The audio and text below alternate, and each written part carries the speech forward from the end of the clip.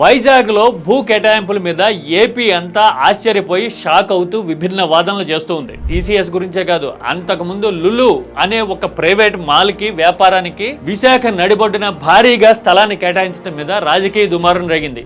ఎలాంటి public interest లేని ఇలాంటి ప్రైవేట్ మాల్స్ కి ప్రభుత్వం అప్పనంగా ఎందుకు స్థలం ఇవ్వాలి అని అడిగిన వాళ్ళు చాలా మంది ఉన్నారు.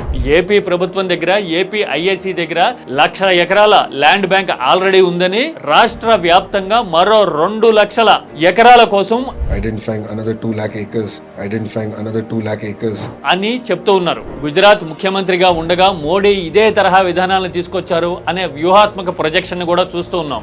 గతంలో ఆంధ్రప్రదేశ్ లో హైదరాబాద్ బేస్డ్ గా జరిగిన కేటాయింపుల వల్లే రాజకీయం తిరగబడ్డం చూసాం. This is how Andhra Pradesh has always done business. అలాగే వెరీ రీసెంట్ మెమరీ లగచర్ల లాంటి చోట్ల 100 ఎకరాల విషయంలోనే తెలంగాణ రాజకీయం అనూహ్యంగా మలుపులు తిరగడం కూడా కళ్ళ ముందు